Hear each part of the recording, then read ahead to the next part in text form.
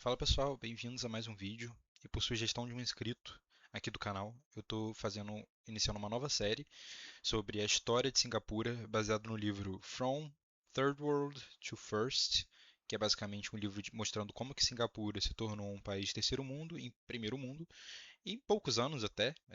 Ele levou mais ou menos uns 40 anos, vai. Isso para uma história de civilização é muito pouco, como uma ilha sem recursos naturais, com muitos problemas étnicos, tensões raciais, cercado de conflitos, de guerras, histórias bem sangrentas.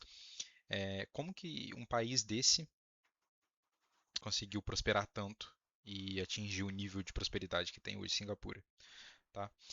E eu quero começar esse vídeo aqui trazendo um retrospecto a partir do momento em que Singapura foi invadida pelos japoneses até mais ou menos 1965. Então vamos começar pelo fim, que é o cenário desolador, 1965, a Ilha Condenada. Então, só para dar uma ideia aqui, Singapura é uma ilha aqui na Ásia, bem pequena, tá? Aqui está mostrando. Esse aqui é a ilha de Singapura, e aqui acima tem a Malásia e tem a Indonésia. Ele fica aqui na Ásia, bem longe do Brasil, tá? Em 1965, Singapura estava se dissociando da Malásia. Tá? Tem muito contexto, e eu já vou mostrar aqui um retrospecto dessa história, mas a Singapura era unida com a Malásia, só que a Malásia decidiu expulsar o Singapura e deixá-la isolada, né? E isso foi ruim para eles. Eles se viram isolados no mundo, tá? Cheio de problemas. Aí aqui tem, né, os problemas. Não tinha recursos naturais, até a água que eles bebiam era importada, desemprego em massa, tensões raciais violentíssimas, principalmente entre malaios e chineses, muito favelizado e com ameaça constante do comunismo, porque como pode ver que era a época da Guerra Fria, então os comunistas estavam invadindo os países dessa região e aí eles se viram isolados com 2 milhões de habitantes e num país bem caótico e bem tenso, bem pobre, sem recurso natural, sem nada. Tá? Então, um grande desafio. Eu queria trazer uma retrospectiva histórica para até como que eles chegaram nesse ponto. Tá? A história de Singapura é muito maior do que isso, tem coisas antes disso, mas eu estou querendo partir da invasão do Japão de Singapura. Tá? Então, basicamente, nesse período aqui, antes de 1940, de 1941, a Singapura era uma colônia britânica. Então, era uma região que eles faziam comércio e era tipo uma região que eles tinham ali no domínio asiático.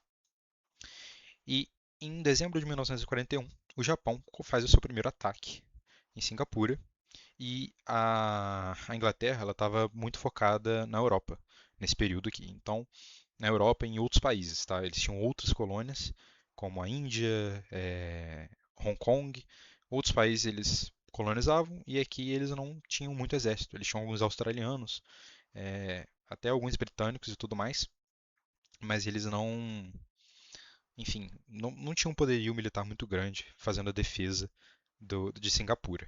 Então, o Japão ataca. Já em fevereiro de 1942, tem a maior derrota do Império Britânico. Eles se rendem, eles são massacrados pelo Japão e o Japão domina Singapura. Eles até mudam de nome, e eu não lembro aqui, não deixei anotado, mas eles mudam o nome do país e eles vivem um período de grande terror, muita inflação, tortura pela polícia secreta japonesa. E é nesse período que o Lee Kuan Yew é, é, é preso e tudo mais, e ele acaba ficando sob o domínio dos japoneses. Tá? Então aqui tem uma imagem da rendição britânica.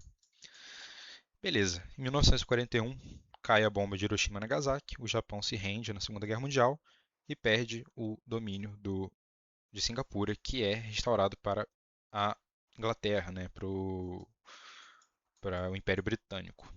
Só que eles já estão bem desmoralizados, tá? Aqui eles recuperaram, porém com ressalvas. Bem desmoralizado, naquele esquema de, ah, tá, é meu, mas ao mesmo tempo se virem aí. E aí, em 1946, Singapura é separado do resto da Malásia e se torna uma colônia isolada da Inglaterra. Em 1954, nasce o PAP, O Lee Kuan Yew, que é o cara que a gente mais vai falar aqui nos vídeos, e alguns intelectuais fundam o Partido de Ação Popular. Em 1955, é, é um período que tem uma nova Constituição e que muitas revoltas trabalhistas ocorrem. Tem até uma muito famosa que aconteceu, que foi a greve de ônibus, que eles incendiaram as ruas e tudo mais, foi bem caótico. Em 1959, eles ficam realmente independentes pela Inglaterra, exceto por algumas coisas, como defesa e finanças, e o Lee Kuan Yew assume como primeiro-ministro. Então aqui tem a imagem de quando ele assumiu, e aí aqui a gente chega no fatídico momento em que começam as tensões entre a Malásia e o Singapura e os chineses. Então, em 1962, tem um referendo popular em que a população fica a favor de unificar com a Malásia. Já em 1963, Singapura se junta oficialmente à Federação da Malásia, unificando os dois países. E em 1964 é marcado por um caos racial muito grande entre malaios e chineses. Em 1965 a paciência se esgota e eles isolam a ilha de Singapura da Malásia. Então eles expulsam o país e o primeiro-ministro Lee Kuan Yew, chora ao dar essa notícia na televisão, tá? Então essa aqui é uma breve história, é bem marcado pelo caos, tá? Era uma colônia britânica, depois foi invadido pelo Japão, aí teve tortura, terror, hiperinflação, revolta, guerra, Constituição, une a Malásia, depois desune com a Malásia, caos racial, muita desgraça. E isso aqui que dá início ao governo realmente, né, do Lee Kuan Yew e o desafio enorme que ele teve de um país caindo aos pedaços, com muita pobreza, poucos recursos naturais, muito caos étnico, marcado por guerras, e como que ele fez para conseguir com que o país seja o que ele é hoje, né, 50 anos depois, 60 anos depois, um dos países mais ricos do mundo. E é isso que eu quero tratar nessa série, tá? Então, esse primeiro vídeo foi só uma breve história, aqui desde a ocupação japonesa até a libertação para o início em 1965, onde eu vou começar a mostrar quais foram os feitos do Lee Kuan Yew para tornar um país de terceiro mundo um país de primeiro mundo. Tá bom? Então, até o próximo vídeo. Fiquem com o segundo episódio. Dá um like, se inscreva, comenta e até a próxima. Valeu!